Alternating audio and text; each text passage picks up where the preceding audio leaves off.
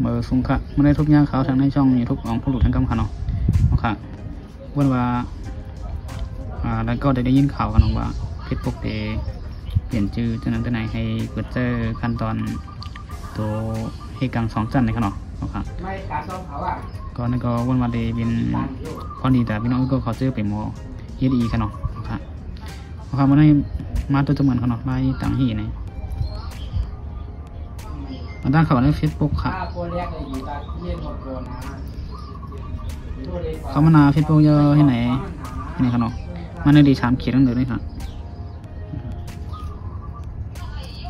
นี่ในกำค่ะเนาะเขามาเยอะมาไหลขึ้นนี่ครับมาปฏิบัติการตั้งค่านี่ค่ะเนาะทีมโลกนี่ค่ะเนาะนี่ค่ะ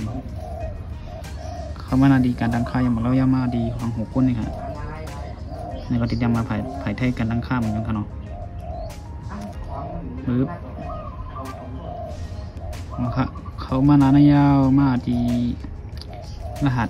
ผ่านนี่ค่ะเนาะในความปลอดภัยค่ะเนาะมันก็ติดเปิดอีค่ะเนาะรุ่นอยู่ดีมือถือค่ะเนาะไม่เคยนะครับเอาครับเขามานานยาวมาดีว่าในคณะตรวจสอบการรักษาความปลอดภัยค่ะเนาะนี่เป็นตั้มที่นี่ครับครับสังเกตว่าจะในไปเขียวตั้ง3 มันไหนก็ง่ายๆก็ค่ะเอาค่ะเน็กเข้ากันมันจึงก็การ2 อันในค่ะเฮ็ดไว้เอาค่ะเนาะค่ะเฮ็ดไว้วันตั้งถึงคือเปิดใช้งานกันอย่างนั้นตัวแบบ2 ชั้นก็ตัวนี้คือเปิดค่ะเนาะสังเกตว่าจะในไปเขียวเหมือนจังในอยู่นี่ก็เขาคันนี่กับนี่ตัวนี้ก็คือปุ่งเตี้ยง่ายๆค่ะก็หนาขั้นตอนในค่ะเฮ็ดไว้เอาค่ะเลยค่ะดีมาเฮ็ดขั้นตอนกำลังสุดเลยค่ะเนาะเอาค่ะไม่เขาจำกันค่ะเนาะเขามานานเนี่ยว่าเริ่มต้นใช้งานนี่ค่ะเนาะเอาคันนี้ตัวนี้ครับเขาค่ะมันจะมีให้3 ขั้นตอนแล้วเด็กตัวเนื้อขอแนะนำค่ะเนาะให้ใช้แอปยืนยันไว้ค่ะคำใจค่ะได้ใจเป็นข้อความค่ะเนาะข้อความค่ะนี่ที่ว่า SMS นี่ค่ะเนาะ SMS นี่ที่ตะกุดตรงนี้ครับแล้วก็ดำเนินการต่อนี่ค่ะเนาะนี่ตั้งใจค่ะนี่ตั้งใจยาวขามาได้รู้ตัวว่าต้องทำหมายพงเขาค่ะเนาะว่าต้องเดถูกตีนเขาเวทหมายพงตัวไหนเขาทุกเจออยู่ค่าเนี่ยเขากันลองอย่าได้เขากันจะได้เลือกหมายพงตีนเขาคาเจอไว้อยู่ในขนมเพราะว่าคันนี้กับที่ไหนรหัสหมายเลข6 ตัวติดส่งมาดังหมายพงที่เขาเรียกไว้ขนมครับเอาคันนี้ก็เหมือนครับ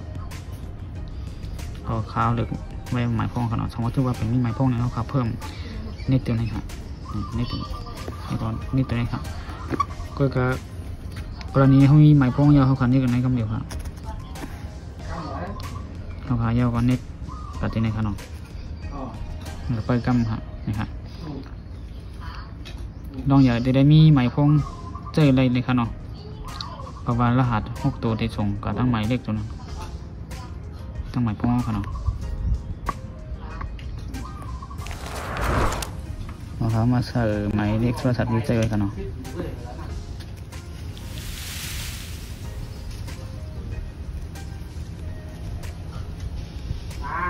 พวกขาใส่ยาวก็เขาก็ติดกว่าค่ะเนาะเรียน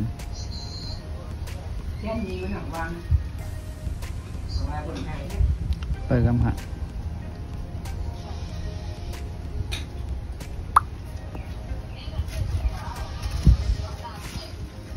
2 ปิด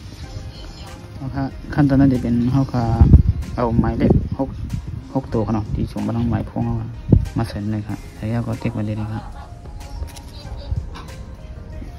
เด็กยาวก็ดำเนินการต่อเนาะ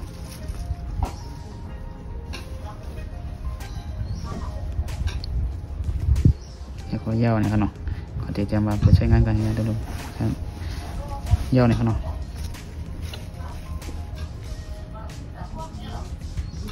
ครับ